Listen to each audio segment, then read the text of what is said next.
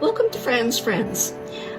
Being the month of January, I did decide to carry on with the theme Keeping Christmas Alive from last year. Last year I did an advent calendar and made a Christmas ornament each month. This year I'm going to do table decor, and by the end of the year I'll have all the ingredients to present a nice looking table for Christmas.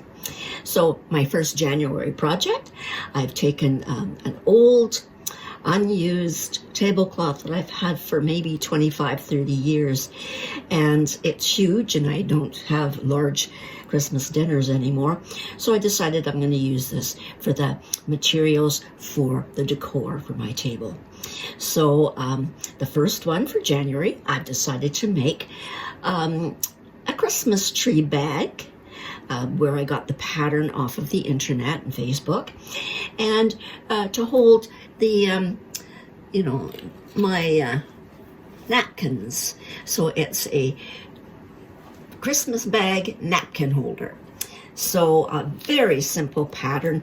I've made 4 of them, and each one has incorporated the Christmas fabric on the front. I've used to preserve or use less of the fabric.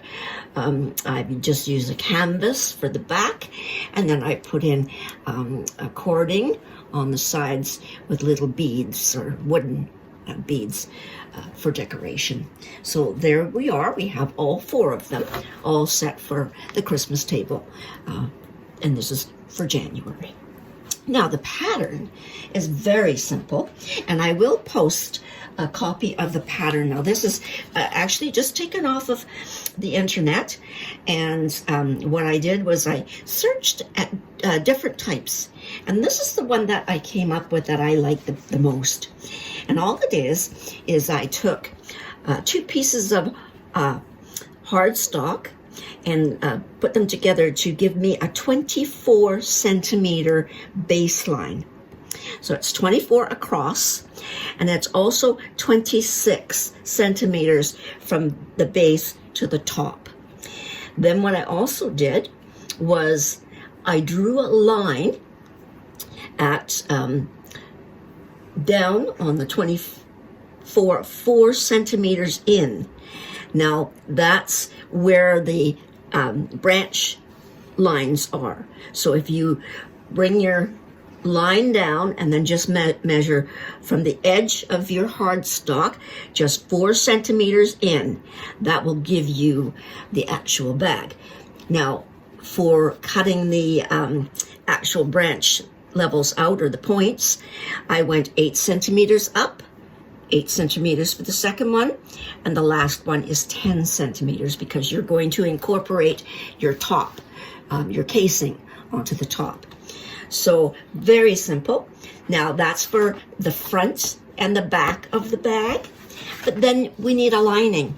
So what I did was I just took that same template, and instead of putting the extra points, the extra 2 points at the top and the middle, I just did it at the bottom. So when I sew it, I'll just sew along the edge, and I'll only have this part here, which will fill into the corners. The other ones all, did it the same way using the extra points, but I think it would be a little bit too bulky, so that's what I did. Now, as far as the casing,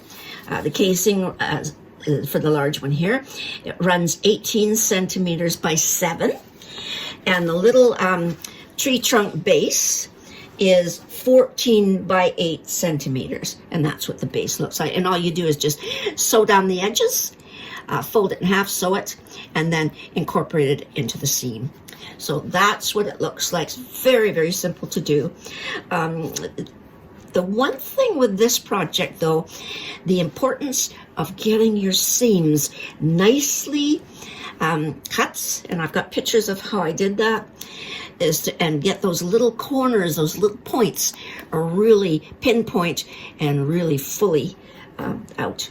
So the majority of this project was spent on the actual not just the sewing, because the sewing was easy, but in the preparation of your fabric after and getting the seams all nicely ironed out. So there you go. So that is basically the project. Very simple.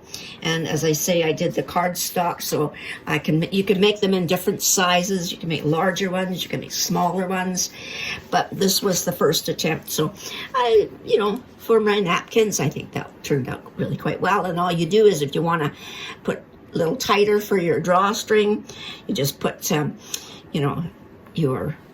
and this is sort of like a satin cording, and then what I might do with this is embellish it with a little pin of a Christmas tree using beads that I can just tuck in or pin onto the front. So very simple to do, enjoyable. And I'm working on a Christmas tree that's going to hold napkins. And what I've done is I've cut out a pattern, and I'll show it to you as we go along. But what I'm working on right now is putting two sides together, which I'm going to be turning inside out to create the tree. And what I've done is I've just stitched the two right sides together, and I've come along and I've sewed on the marks to make points for the tree. And as you can see, what I've done is when I've stitched along, and then when I turn it inside out, what I want is a really crisp point. So what you want to do is you want to cut the edge as close as you can to the stitching, as long as you don't go through the stitching. And then for the inside corner, what you'd want to do is you want to take it as close as you can and then trim off the edges so that you can get a nice flat finish. So I've done that. I'm making 4 of them, and I've finished off one, and then I've got the other 3 to turn through. Then what I'm going to do is I have left a seam open at the top, which is going to house the casing or the ribbon to be able to tie the tree top of the tree bag together. So what I've done is I'm pulling the fabric from the inside out. So that's what's going to make the actual pocket or the lining for the tree bag. So that's just a simple little tip about trying to get your corners and everything all as neat and tidy as you can, because those points are very important to have them nice and pointy and crisp. So I've now turned my tree bag inside out, and the fabric, the proper fabric, is on the outside. The right sides are now on the outside. So what I've done is I've turned them out, and then I've taken, if you can see down on the little corners, I've tried to get them as pulled out as possible by using number 1, a knitting needle, and then also by taking a very sharp pen and then just gently working them out. And that will give you a nice crispy seam.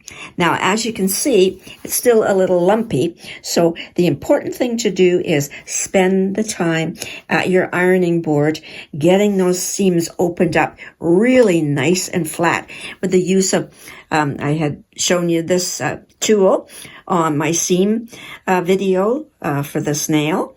And again, this particular piece, there's lots of these little tree corners or branches, and they have to be really nicely pressed.